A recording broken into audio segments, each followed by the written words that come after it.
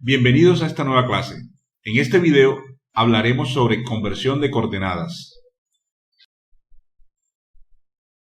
Para poder hablar de cómo se convierten las coordenadas, primero debemos conocer las propiedades geométricas del modelo usado para ubicarlas.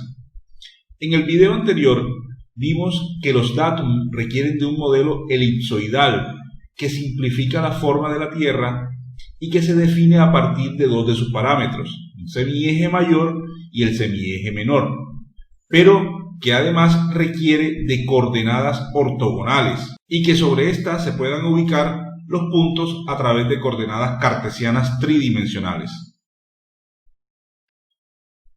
Si miramos el elipsoide desde arriba sobre el plano XY, veremos que su forma es una circunferencia cuyo radio es variable según si estamos haciendo un corte sobre el ecuador o si en cambio estamos más cerca de los polos. Ahora, si observamos el elipsoide de tal forma que se vea el plano YZ o cualquier rotación sobre Z del mismo, nos podremos dar cuenta que se forma una elipse. Esta elipse tiene los parámetros del semieje mayor y semieje menor, representados en la figura por A y B. Además, cuenta con dos puntos equidistantes sobre el semieje mayor denominados focos, que son los puntos en donde si medimos la distancia desde cualquier punto sobre la superficie hacia ellos y la sumamos, siempre obtendríamos el mismo resultado.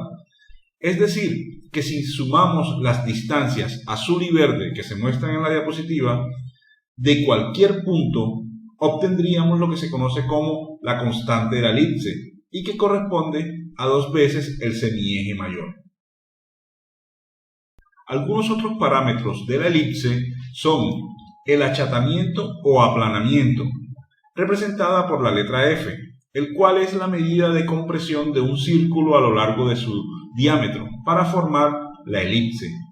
También tenemos la excentricidad o primera excentricidad, que es la razón entre la mitad de la distancia focal y su eje mayor, mientras que la segunda excentricidad corresponde a la razón entre la mitad de la distancia focal y su semieje menor. También podemos obtener la primera excentricidad con la ecuación de 2 por el aplanamiento menos el aplanamiento al cuadrado. Como se dijo en el video anterior, el Instituto Geográfico Agustín Codazzi es quien define para Colombia los parámetros que se deben usar para el elipsoide de referencia. Por lo que antes del desarrollo de los actuales sistemas de posicionamiento satelital, conocidos como GNSS, cada país definía su elipsoide de referencia o datums locales, y Colombia adoptó para esa época el elipsoide internacional o de Hayford, que se denominó datum Bogotá. En la actualidad, para el territorio nacional se usa el elipsoide GRS80, el cual el instituto denominó como Magna Circas, que es un datum geocéntrico, es decir, que su origen está en el centro del planeta Tierra y que para la práctica equivale al elipsoide WGS84 usado por el sistema GPS y cuyos parámetros están en la tabla. Si nosotros queremos ubicar un punto P sobre la superficie terrestre, recuerden que la superficie del terreno es diferente a la superficie del elipsoide y a la del geoide, entonces podemos ubicar este punto a través de un sistema cartesiano tridimensional, en el cual nuestro origen de referencia sería el centro de masa de la Tierra y las coordenadas para ubicar dicho punto serían las proyecciones ortogonales de un vector de dirección sobre cada uno de los ejes, por lo que podemos decir que no tendríamos en cuenta el elipsoide para ubicar dicho punto. Pero si queremos obtener las coordenadas referidas a ese elipsoide, debemos usar la latitud y la longitud, en el cual la latitud vendría siendo el ángulo medido entre el plano ecuatorial y el vector que llega al punto P, pero dicho vector tiene la particularidad de que es normal a un plano secante que se forma donde intercepta al elipsoide. Ese ángulo se representa con la letra griega φ. La latitud corresponde al ángulo medido entre el meridiano de referencia, que es conocido como el meridiano de Greenwich, y el vector de dirección, y que se representa con la letra lambda.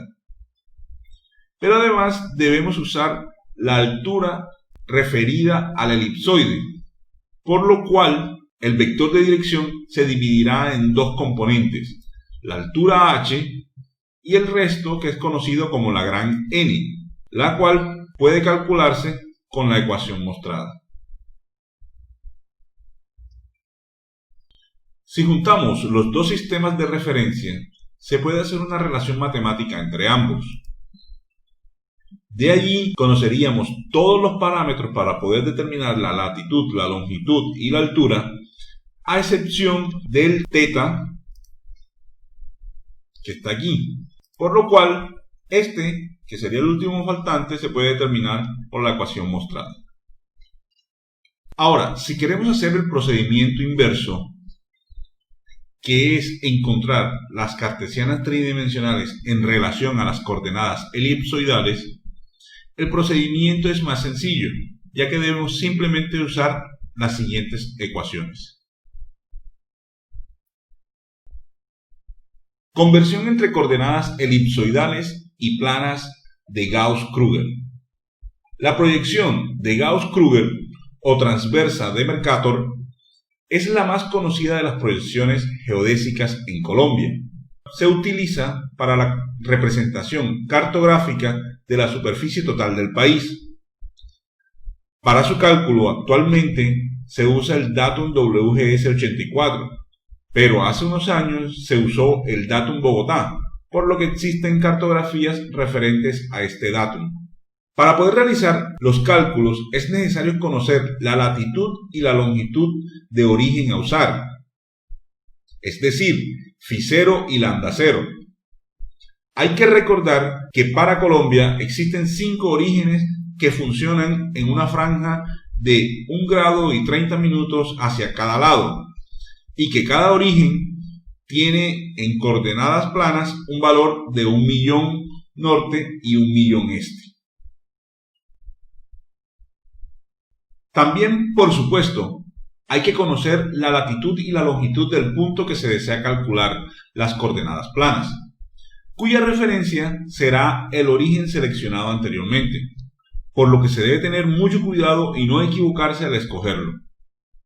Para calcular la proyección debemos usar las siguientes ecuaciones, para norte y para este. En estas vemos que, como se había dicho antes, dependen de las coordenadas de inicio, pero también dependen de otras variables. Dentro de estas variables tenemos el arco medio del punto, que a su vez depende de las constantes del elipsoide de referencia, y φ es expresado en radianes.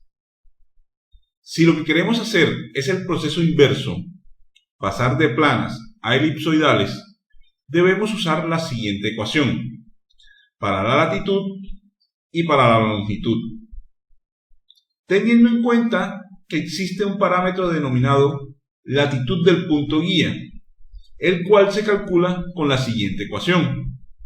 Además, se incorpora un parámetro n'0, que corresponde a 491.767.5344 metros para el datum Magna Sirgas. Conversión entre coordenadas elipsoidales y planas cartesianas.